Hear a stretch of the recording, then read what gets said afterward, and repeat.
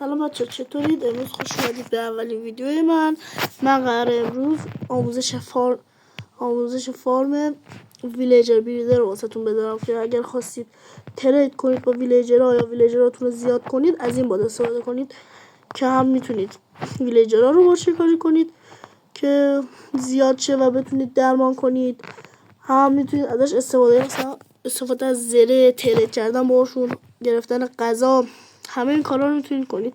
اول ما باید یه 9x9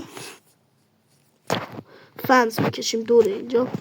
1 2 3 4 5 6 7 8 9 دور 1 2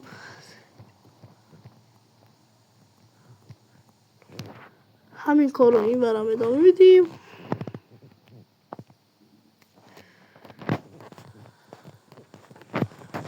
وقتی که به هم برزن و بس شد، بعدش اینجا میایم با هو زمین رو یه شخم میزنیم.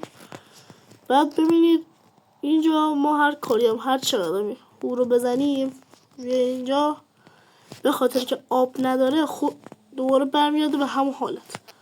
باید چیکار کنیم؟ باید در وسطش، دقیقا در وسطش که این نیست، اینجا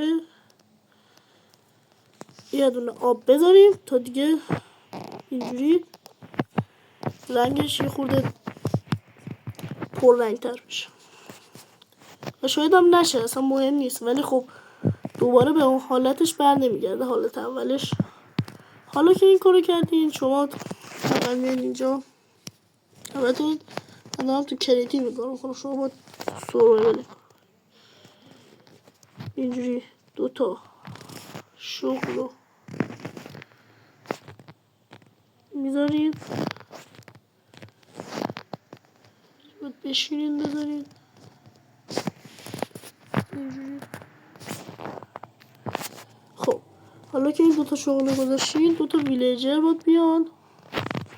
این بیکار در اومد، تو بیکارم باشه مهم نیست، ولی خب کشاورز باشه بهتر، چون یه کشاورزم باشه بسته، چون کار انجام. حالا که این کارو کردین شما بهترین سیدایی که شما بکارین، بهتریناش نگه که دستم خالی باشه، بهترین سیدا سیب زمینی و هویجه. یه لحظه یادم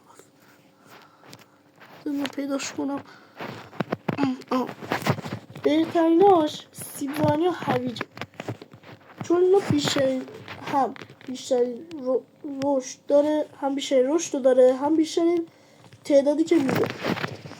گندم اگه بکاری کنه یه دونه گندم و از اون دونه هاشو بیشتر میده، اما سیب زمینی اگه بکارید با یه دونه که بکارید یه دفعه 3 تا در میاد، 3 برابر سود میده.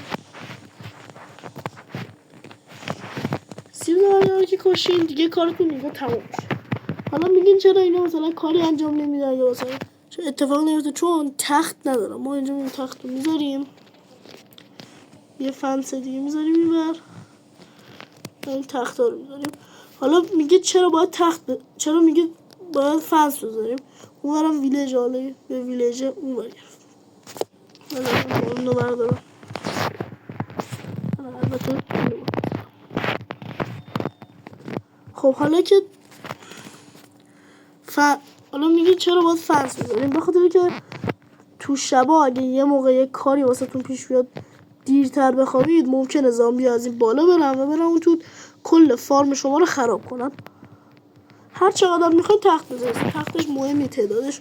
حالا که این کارو کردین، بعدش بیاین اینجا یا هر طرف دیگه، هر طرف که دوست داشتین.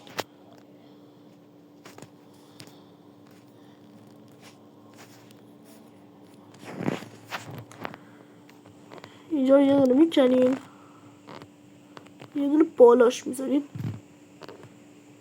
نه همین یه دونه بالاش میذارین که بچه ازش رد شه، اما بزرگتر ازش رد نشه. حالا اینجا رو میکنین،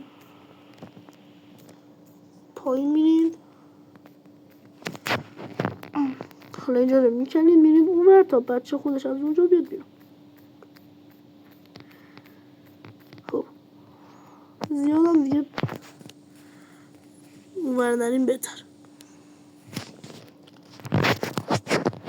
بیلدینگ بلاک هم حتما دستتون باشه چون بکار.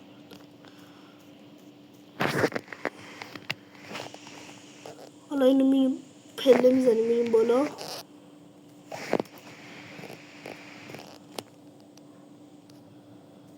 اینجا رو با تورچ بذاریم که این وقت اگه تاریکی زیاد بمونه اینجا زامبی اسپام میشه و تمام بچه ویلیجرها تبدیل به زامبی ویلیج.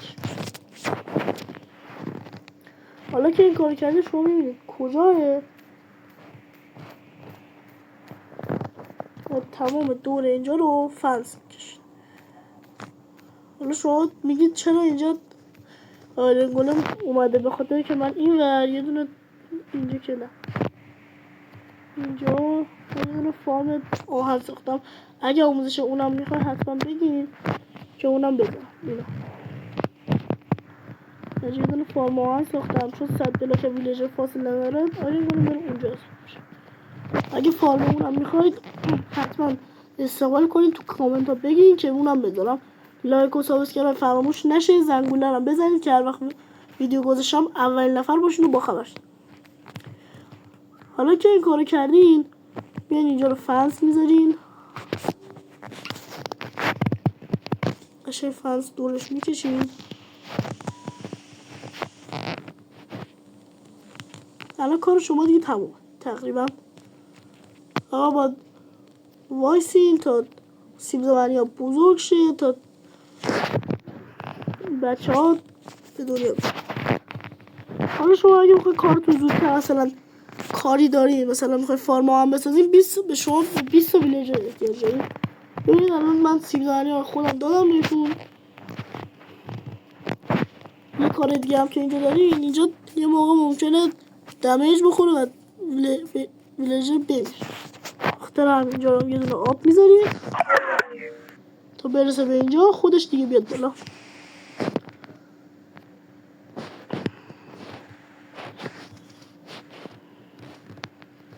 این بچه الان اینجا هست. شما میگید الان چجوری میخواد بره اون تو؟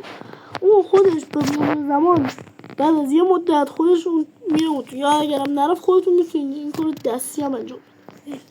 اینجا چند الان بذارم خودش میکنه. نکش فقط خود مارسل کنه کاش.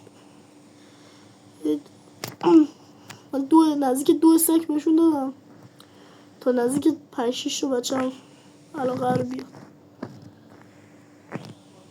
تا اینجا اومدن نه ولی خب این کار جواب میده.